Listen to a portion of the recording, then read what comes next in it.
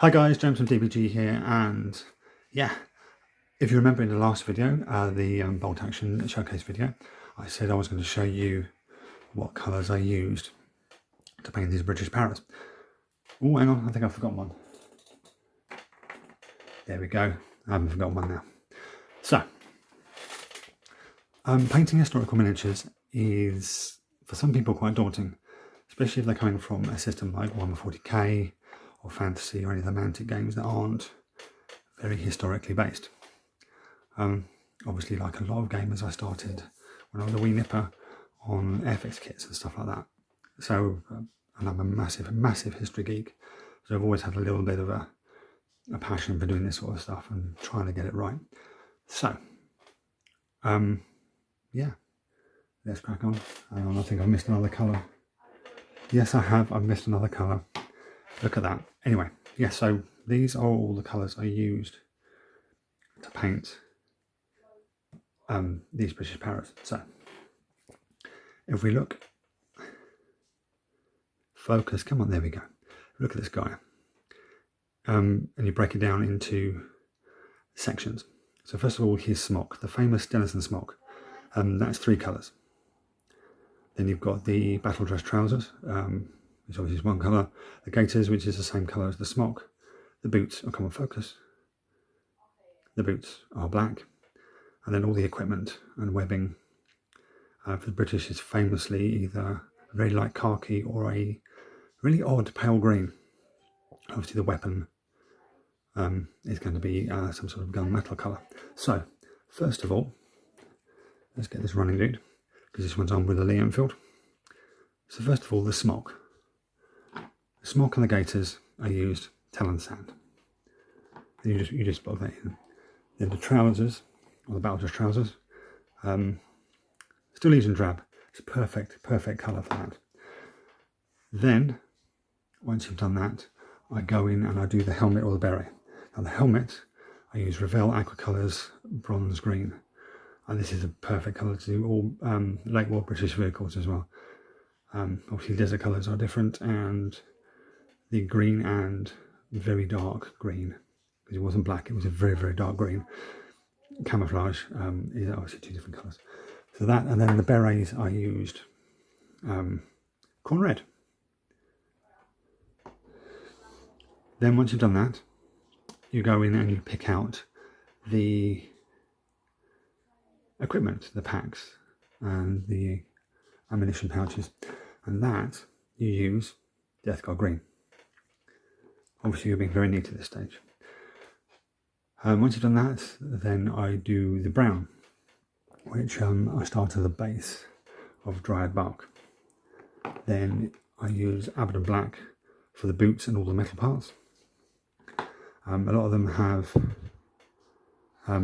enamel cups on the back, and for that I used Orthwine grey.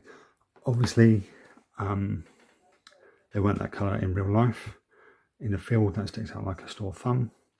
They were normally enamelled in a sort of reddy brown or a olive drab, but I thought these would look better as a point of interest. So that's one of the historical bits I've done. Then, once you've blocked all that in, also don't forget to do the slings of the rifles. Once you've blocked all that in, I do an faces.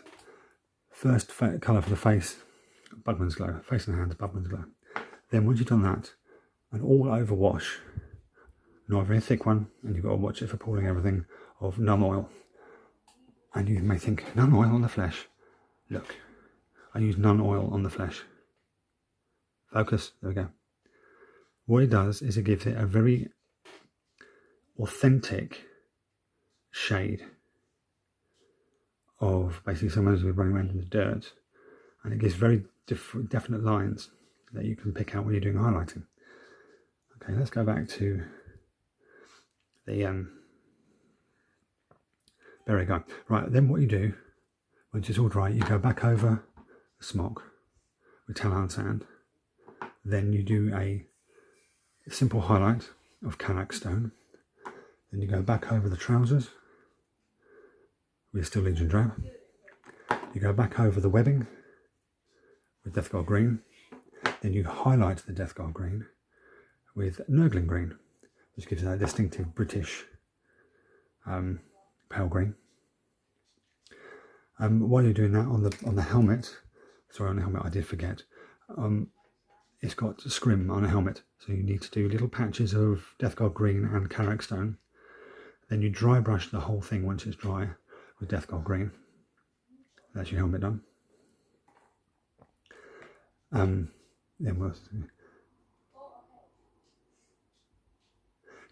you do the brown.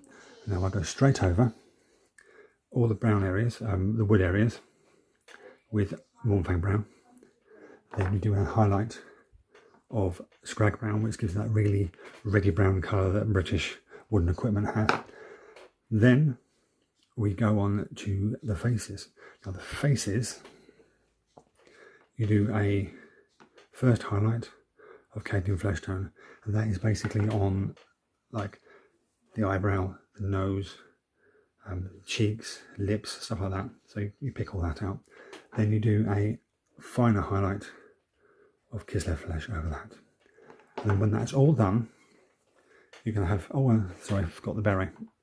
The beret, just go back over it in corn red, but obviously leaving bits of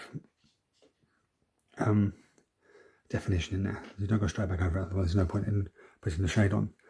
Then when that's done, you go back in and do the famous 3-tone camouflage on the smock. Oh, well I remember, lead belcher, just a light dry brush with lead belcher over all the metal parts. That's barrels of guns, any spades, etc., that there are on the models. Then the first colour you need is Warg flesh, and you just put little swatches, as you can see, little swatches of Warg flesh in random patches all over the smock. And then you do the same with Dimble brown, and that gives you the perfect colours to do the smock. And when that's dry, you just only on the areas that you've done with those two colours, you do a slight sort of selected shade with none oil again. It just puts a definition back into the creases of the smock. And if you're wondering how I was doing all the bugles and telescopes and stuff, you start off with Retributor armour, again none oil, wash over that, and then a highlight of Auric armour gold, and that's it. That is, okay, there's a lot of paint there, but it's quite a simple and straightforward way of just batch painting, shading, highlighting, of doing World War II British paras. So once again, do look in the description for our sponsors and affiliates. All the links are in there. Don't forget the Goblin Gaming one. You will, if you go to their shop through that link, you'll be helping us out, which is very cool of you. There's Patreon as well. That will help us, if you are kind enough to help us on that, it will help us get kits and stuff like that, so we can do project reviews and painting and building and stuff like that. So that's very cool of you. And as usual, thank you guys for watching, and I'll catch you next time.